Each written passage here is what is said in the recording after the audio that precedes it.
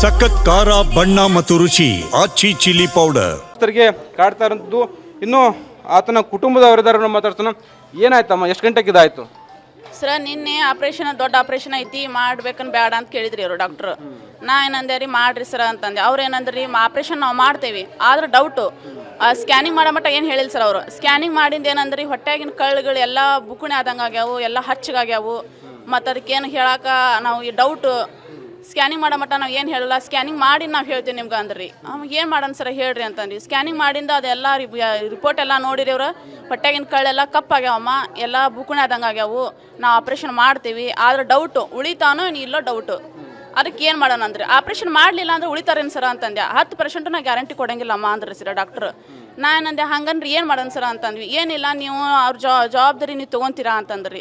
ನಾ ಏನು ತಿಳ್ಕೊಂಡೆ ಸರ, ಜವಾಬ್ದಾರಿ ನಾ ತೊಗೊತೀನಿ ಸರ, ಆದ್ರೆ ಉಳಿತಾರೇನಿಲ್ರಿ ಅವರು. ಡೌಟ್ ಅಮ್ಮ. ನಾವೇನಂದ್ರಿ ಉಳಿದ್ರು ಉಳಿಬೋದಲ್ಲ, ಅವರು ಆಪ್ರೇಷನ್ ಮಾಡಿಂದ್ರೆ ಉಳಿಬೋದಲ್ಲ ಅಂತಂದು ನಾ ಎಲ್ಲ ಬರೆದು ಕೊಟ್ಟೆ ಸರ್ ಅವ್ರಿಗೆ. ಸಿಗ್ನೇಚರ್ ಎಲ್ಲ ಮಾಡಂದ್ರಿ ಮಾಡಿಕೊಟ್ಟೆ ಸರ್. ಮಾಡಿಂದ ಆಪ್ರೇಷನ್ ಆತ್ರಿ. ನಿನ್ನೆ 12:30 ತೊಗೊಂಬಂದು ಶಿಫ್ಟ್ ಮಾಡಿದ್ರು ಅವರು ವಾರ್ಡ್ಗೆ. ಶಿಫ್ಟ್ ಮಾಡಿಂದ 12:30 ಮಟ್ಟ ನಾವು ನೋಡಿದ್ವಿ ಸರ್. ಅವರು ಒಳಗೆ ಕಳಿಸ್ಲಿಲ್ಲ ನಮ್ಗೆ. ಹೊರಗೆ ಕುತ್ಕೋರಮ್ಮ, ನೀವು ಒಳಗೆ ಯಾರು ಬರಂಗಿಲ್ಲ ಅಂತನ್ರಿ. ಒಳಗೆ ಬಂದು ಕುತ್ಕೊಂಡ್ರಿ ಸರ್. 5 ಗಂಟೆ ಮಟ್ಟನೂ ನೋಡೇವ್ರಿ ನಾವು. ಹೋಗೋದು ನೋಡೋದು ಬರೋದು ಮಾಡೇವಿ ಸರ್ ನಾವು. 5 ಗಂಟೆಗೂ ಮಿಸ್ಕ್ಯಾಡ್ ಆತಿತ್ರಿ ಸ್ವಲ್ಪ ಜೀವ. ಹಂಗೇನಿಲ್ಲ ಬಿಡು, ಮತ್ತು ಅವ್ರು ಉಸಿರಾಟದ ತೊಂದರೆ ಐತೆ ಅಂದಿದ್ರಲ್ರಿ, ಹಂಗೇನಿಲ್ಲ ಬಿಡು ಅಂತ ತಿಳ್ಕೊಂಡೆ ಸರ್ ನಾವು. ಬೆಳಿಗ್ಗೆ 6:30 ಡಾಕ್ಟ್ರ್ ಕರೆದು ನಮ್ಗೆ ಇಂಜೆಕ್ಷನ್ ಎಲ್ಲ ಟ್ಯೂಬ್ ಕೊಟ್ಟೆನಮ್ಮ, ಅವ್ರದ್ದೇನು ಉಸಿರಾಟಿಲ್ಲ ಮತ್ತು ಅವ್ರು ಡೆಡ್ ಆಗಿದ್ದಾರೆ ಅಂತಂದು ಹೇಳ್ಬಿಟ್ರಿ ಮೇಡಮ್. ಅದಕ್ಕೆ ಅವಾಗ ನಮ್ಮ ಕೈಕಾಲೆಲ್ಲ ಹೋಗ್ಬಿಟ್ಟು ಸರ್. ಅವ್ರದ್ದು ನೋಡ್ಬೇಕಾ ನಮ್ಮ ನೋಡ್ಬೇಕು. ಅವ್ರ ತಮ್ಮ ನೋಡ್ರಿ ಭಾಳ ವೀಕ್ ಅದಾರ ಸರ್. ನಮ್ಮ 3 ಹೆಣ್ಮಕ್ಳು ರೀ, ನಾವು ದುಡ್ಕೊಂಡು ತಿನ್ನೋರಿ, ನಾವು ಮನೆ ಕೆಲ್ಸಕ್ಕೆ ಹೋಗಿ ದುಡ್ಕೊಂಡು ತಿಂತೇವೆ ಸರ್.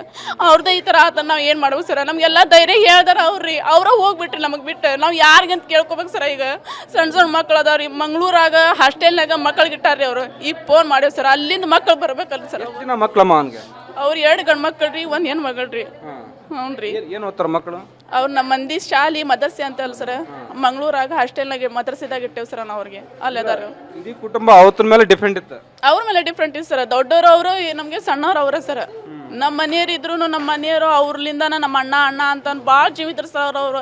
ಕೇಳ್ಯಾರ ಸರ್ ಅವರು. ಅವಾಗಿಂದ ಅವ್ರಿಗೆ ಹುಷಾರನೇ ಇಲ್ಲ ಸರ್. ಬರೀ ಎದ್ಯಾಗ ನಾವು ತಂಡಿ ಜರ ಅಂತ ಆ ಥರ ಮಾಡ್ಕೊಂಡಾರ ಸರ್. ನಾ ಹೆಣ್ಮಗಳು ಒಬ್ಬೇಕಾಗಿ ಓಡಾಡತ್ತೀನಿ ಸರ್. ನಮ್ಗೆ ಯಾರು ಧೈರ್ಯ ಹೇಳೋರು ಇಲ್ಲ ಸರ್, ನಮ್ಗೆ ಯಾರು ಕೇಳೋರು ಇಲ್ಲ ಸರ್. ಆ ಥರ ಆಗ್ಬಿಟ್ಟೈತಿ ನಮ್ಮ ಕುಟುಂಬ ಸ್ಥಿತಿ ಹೆಂಗಂತ ಮುಂದಿಂದ ಏನು ಮಾಡಬೇಕು ಸರ್? ನೀವೇ ಅದಿರಿ, ನೀವು ಏನು ನಿರ್ಧಾರ ತೊಗೊಂತೀರಿ ನಾವು ಮಾಡ್ತೇವೆ ಸರ್. ನಿಮ್ಮ ಮೇಲೆ ನಾವೆಲ್ಲ ಡಿಫ್ರೆಂಟ್ ಆಗ್ಬಿಟ್ಟೇವ್ರಿ. ಈಗ ನಾವು ಏನು ಮಾಡೋಣ ಸರ್? ಈಗ ನಾವು ಉಳಿತಾರವರು ಅಲ್ಲಿಂದ ಇಲ್ಲಿ ಮಟ್ಟ ನಾವು ಬಂದಾರಂತಂದ್ರೆ ಉಳಿತಾರಂತ ನಾವು ಭಾಳ ಪ್ರಯತ್ನ ಮಾಡಿದ್ವಿ ಸರ್. ಅವ್ರಿಗೇನು ಉಳಿಲ್ ಇದನ್ನ ಇಲ್ರಿ.